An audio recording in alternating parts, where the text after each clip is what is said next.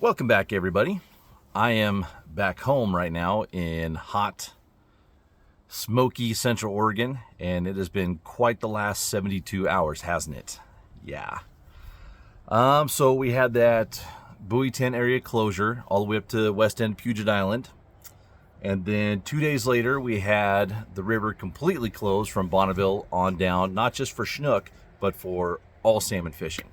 So I was intending to do this recap a lot sooner. However, I was running around like a madman, not just packing stuff up and moving from one place to the next, moving my entire life in my truck, but also calling 3-4 weeks worth of customers and trying to figure out where we're fishing next. So I apologize for being a little bit behind schedule, but man, that was pretty crazy. What I've kind of seen here over the last 3 days, last 72 hours, and social media is honestly not a good gauge of how people actually feel, just because it's where people just throw stuff out there just to get a reaction. And but what I am seeing is a lot of people pointing the finger at other anglers for keeping toolies and everything else. Well, the reality is, if you guys follow again, go back to social media, if you do follow my social media pages, you saw that early on in the season I posted a picture of a quote-unquote toolie that cut really nice. Well, I received an email, some information from WDFW, and what was really interesting about the information, and first and foremost, I'm not a biologist, I'm just a fisherman, so we need to learn from those that are actually in the know, and not just from armchair biologists like all of us anglers tell ourselves that we are, because the information that I got from them was pretty interesting, actually. The Cliff Notes version of it was, you don't know how to tell what a toolie is. As an angler, 90+% of us don't, and the only way to truly tell is either with a coated wire tag that's in the nose of the hatchery fish or by a genetic test. You can't look at a fish and say, oh, that's a toolie. It doesn't work that way. And what was interesting about this email from WDFW was that this year in particular, not all years, but this year in particular, a lot of the fish that people were turning back because of the darker brownish color of the skin of the salmon were actually fish that were plentiful, and the fish that we were keeping were the lower river toolie strain that actually appear brighter in color. So what we were doing during the season, during Buoy 10, is guys that were letting darker fish go and keeping brighter fish, guess what? That happened, that created two issues. First, we're touching more fish, that increases our impacts. And second, you're letting those darker fish go, which we had plenty of, and you're keeping the brighter fish, which in turn were some of the fish that they were trying to protect, which helped end the season earlier. So the motto I've always told people, if it's a keeper, keep it. If you think that you know how to tell the difference between a toolie and a lower river hatchery fish, you're wrong. Part of the issue that we had this year with the reasons for the closures was because a forecast is set months in advance based upon information that they have developed over months and months, if not years. So they put that forecast out there, and then we are allotted a percentage of that forecast. Now, they can't do a run update because of NOAA and a bunch of other reasons until later on in the year, once they get good numbers over Bonneville and do a bunch of surveys in the lower river systems. So nothing can change. So what happened was this year is we had all those fish come back. It is going to be higher than expected returns. We all know that. The biologists know that. The fishery managers know that, but their hands are tied. They can't do anything. So because there were more fish, guess what? We caught more fish. Because we caught more fish, our quota got caught up quicker. And because we're letting go so many fish, trying to keep the best fish, we impacted more fish, which means that when we got back to the dock and tell fish checkers, how many did you release? Oh yeah, we released 10 fish to keep our 4 or 5, whatever it was. That all goes against our impacts too. So we had a lot of factors that created this whirlwind and this storm that we had that ended our Columbia River season below Bonneville early. So that's all the bad news. Good news is that, wow, do we have a big return of fish. Awesome. Up above Bonneville is still an option. You can go south down to Tillamook Bay. You can go down even further south all the way along the Oregon coast, all the way up north along the Washington coast for those up in that state. There are plenty of fish everywhere. What also creates a little bit of an issue is crowding in these other areas. And one of the concerns that I always see every year is the crowding of those smaller systems down further south, like in the Tillamooks and the Siletz and the Alsea and the Coos and all those. you start seeing a lot more people show up in those areas because the Columbia is closed. And so those fisheries get impacted more than they typically are in years where the Columbia remains open. Again, this is all stuff that the fishery managers know, they're aware of, and it's just a raw deal. It's the way things are currently managed. If we were able to take politics out of fisheries management and just let the biologists do what they know how to do best, we would probably be in a better situation. But you got to follow the money, and you got to do what you can with the information that you're given. So here we are. It's just the way it is. So be patient with everybody. Be mindful that not everyone's happy about this, including the fisheries managers, the fishing community as a whole. None of us are happy about it because we see so many fish going by that we can't get access to. And then next thing we know, we're going to see 3 fish, 6 fish limits in October. It's like, well, shoot, we just missed our opportunity because they're already past us. So it's unfortunate, but this is something that does happen occasionally, and unfortunately a little too often here recently. But get off the soapbox. Okay, so that's what's happened here in the last 72 hours. But this is supposed to be a recap of what happened at Buoy 10. Last year it seemed like majority of the bite happened below the bridge. This year we did see some okay bites above the bridge. We had 3 or 4 days that were, maybe 5 or 6 days that were pretty good up in the tankers on the Oregon side, which last year it never happened. This year we had a few good bites up around Shipwreck, which was good, but we never really saw, except for maybe 1 or 2 days, a real solid snap of a good bite up there above the bridge on the Washington side and all those channels, middle ditch and everything else. It just never really came to fruition, and I think that had a lot to do with water temperature. When the season first started, our water temperatures were in pretty good shape, but as the first couple weeks of August went on, we had a lot in the valley in eastern Washington where the Columbia flows from, a lot of days that were 100 degree plus, and that continued throughout the entire month. In fact, this year down in Astoria was probably one of the warmest years I've experienced down there. We still had our south wind, we had our drizzled days, we had our marine layer days, but overall, man, it was pretty warm down there. So that water temp skyrocketed up, and when that water temp goes up, and our water levels are actually up this year because we had that late rain and snow, so water levels up, water temperatures up, so that's pushing more of that Columbia River water against the ocean. And so that thermal barrier and that fresh water, that brackish water, is lower down in the system too. And so we saw a majority of the bites from maybe a mile or 2 above the bridge to down to Buoy 10 itself. And Buoy 10 fished that area, 10, 12, marker 1 fished pretty much all season, regardless of the tide. And so that was pretty interesting. As far as gear, this year I tried to commit to learning 360 fishing better. What's great about fishing areas like Buoy 10 is that you have an opportunity to do a lot of trial and error. You can learn a lot in a short amount of time, and I think that's one of the best reasons why folks should go up to Alaska, is if you get a chance to catch 40 fish a day, you can learn an incredible amount just by having that much action. You can change things up, change actions, change colors, change lures, scents, everything, and see what the fish really are keying in on and what are the real, true, important factors to getting a bite.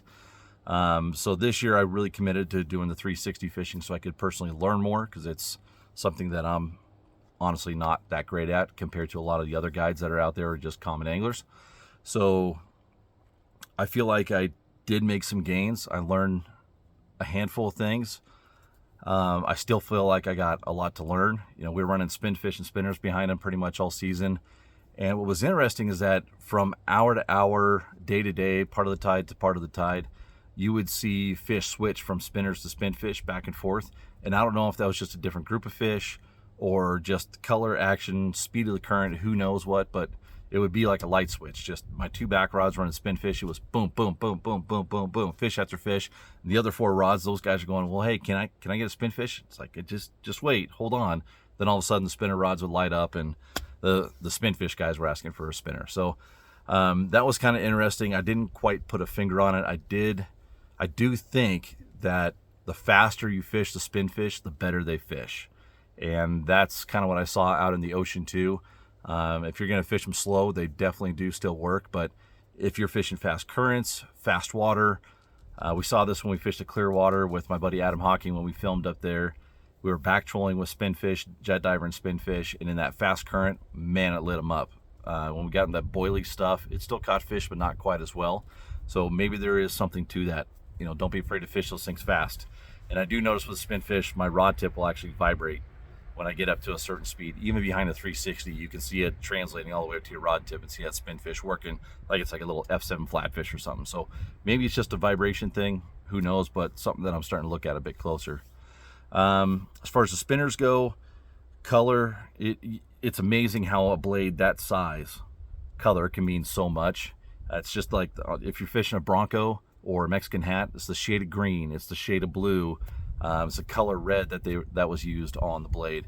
Just the smallest little thing can make a big difference, and that's true if you're using a brass blade, a copper blade, a silver blade. Just those little subtle nuances can make a big difference in your catch rate. And again, it's day to day, but that's part of the fun. It gives us a chance to play with our toys. We spend all this money on tackle, you get a chance to use it all down there, and you get a chance to learn. What else? The ocean, this is kind of going towards what we're going to see hopefully here in the future. The ocean fished okay this year. With the amount of coho we're supposed to get back, we should have caught more, in my opinion. The Chinook fishing was phenomenal out there later on later on in the ocean season, early on in August, which is part of the reason why we had that closure up north and then an all-out closure on Chinook out there. We just caught too many, which as sports anglers, we typically don't do well on Chinook, and coho are our main forage out there. So I think it's just because there's that many Chinook. There's just really a ton of Chinook out there. This year I used all spin fish out in the ocean. I got tired of running bait, and I'm really glad that I didn't run bait out there because of all the short strikes, the small coho, all the mackerel that were out there. It would have you'd be going through 5-6 pounds of bait every single day. So that was nice being able to just run spin fish out there and feel like you were catching just as many fish as the bait guys were. So that was good. Let's see, what else should we go over? As far as the coho go too, they were just starting to show up when the lower river and the entire Columbia below Bonneville got closed down. There is talk, and reading between the lines in the press release that I saw from ODFW, we're seeing ODFW, they really, there's a couple folks for ODFW that are really trying hard to hopefully this upcoming week open back up that estuary, if nothing else but for coho. They want to spread people out. They want people to have access to those coho. The Thule should be through by now. It's just, again, you got to play the numbers game, and unfortunately their hands are tied in a lot of situations, but they're going to push really, really hard in the next week or so to get the estuary open back up for coho. Fingers crossed. So we should be in good shape for that. What else should we go over here? It was just a fun year. With every year we have a couple, 3-4 days at the beginning of the season that are just fantastic. We saw that again this year. And that's because you have late springers, you have summer Chinook and early fall Chinook, 3 different strains of Chinook coming through there. And then we get those tides that you hit those small tides. There's not enough Chinook around for tongue point to fish. And the first few growing tides, you get like a 4 to 6 day set where it's just brutal fishing. And we saw that again this year. It happens every single year. But about the time you hit mid-month, you hit that next set of high tides. And as soon as they start dropping around August 15th, August 18th, those tides that peaked out at 8-9 footers start getting smaller. It's go time. And that's exactly what we saw. I mean, heck, we had days where I literally one day stopped my clients before we got lines in the water at the beginning of the morning and said, okay, here's the deal. The second you get line in the water, you got to be ready for a fish to grab it, because it will be chaotic. You guys got to be on point. It's going to be a mess, but are you guys up for it? Like, yeah, of course, yeah, we're in.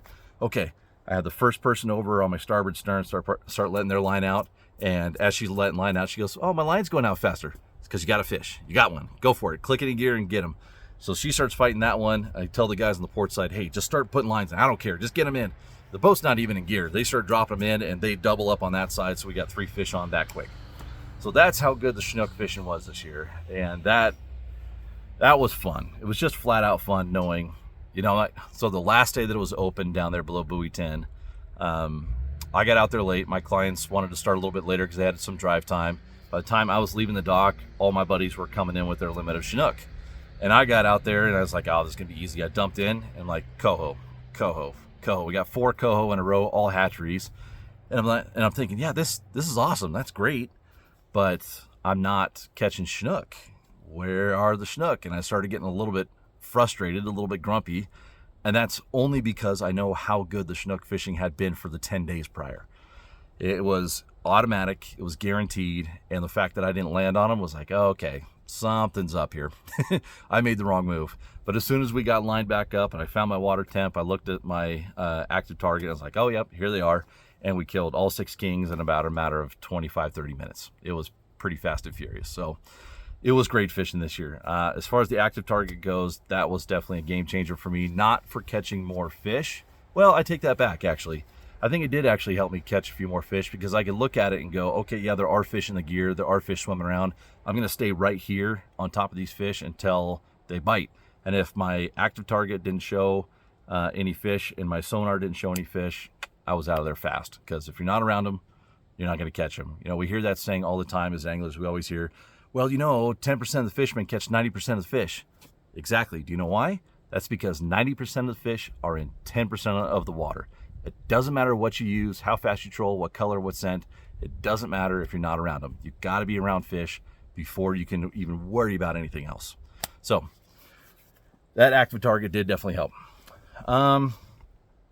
I guess that's kind of it for the recap for Buoy 10. So what we're going to be doing next here on the YouTube channel is we have all season long leading up to Buoy 10, every Tuesday putting up a tech tip, and every other Friday doing a full-length feature episode.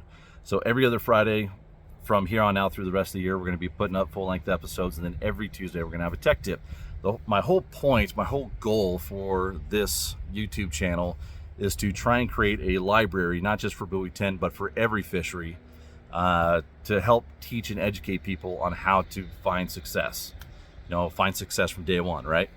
And so hopefully over the years we're going to keep on building this library and have full-length episodes where we show up to new areas where we've never fished before, or we're trying new techniques, and we can show you guys how we adjust and change and hopefully find success.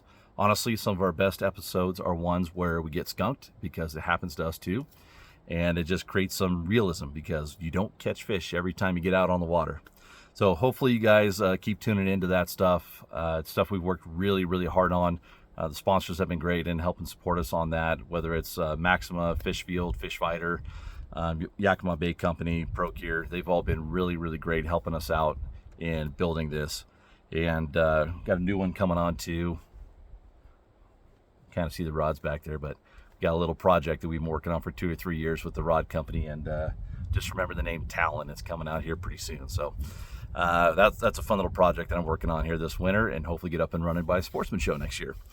But yeah, I guess thanks for tuning in for 30 days. I was hoping it's going to be 34, 35 days down on the estuary, but things happen. I am back here right now just resetting for a few days. Actually get to come home, see the wife, work on the house a little bit, reset all my gear. I'm working on the boat, getting all cleaned up and retying gear, because I'm going to be heading back to the Columbia River, fishing above Bonneville, and hopefully back down in the estuary if they open that back up throughout the rest of the month. Then after that, it's back to fishing up here in Central Oregon. And this honestly is my main business here. We have a special use permit for Deschutes National Forest that allows us to guide at Wickiup and Crane and Odell Lake and Crescent and East Lake and Paulina and all the lakes up here on the Cascade Lakes Highway. So this is where I spend most of my time these days, but that's because it's consistent. I came out here and bought this permit because I had a really good buddy of mine, Adam Hawking, who I mentioned earlier. We were out having a couple beers one day after a day of fishing at Buoy 10, and we were getting ready for another closure.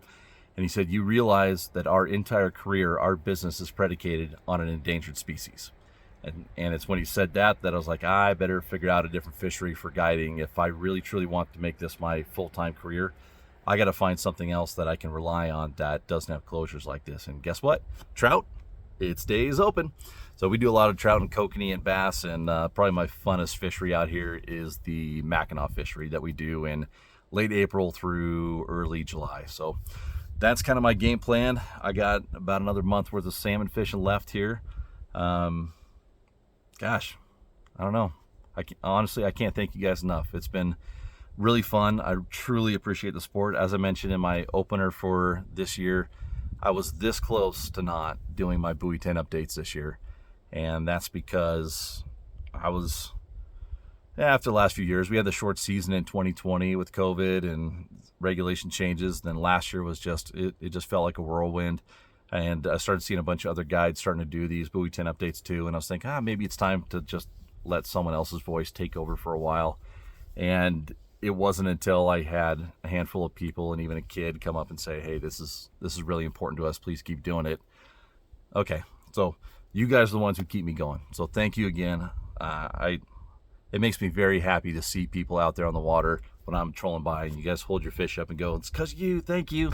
It makes me smile because it was other guides and magazines and books that I read that helped me find success when I was a kid. Because again, no one of my family fished or hunted, so I had to learn from other people. So this is my way to give back. This is my way to try and encourage the next generation or just a new user group to join in with us and make our numbers stronger so we can have more power, more presence to keep these fisheries going and keep them alive. So thank you.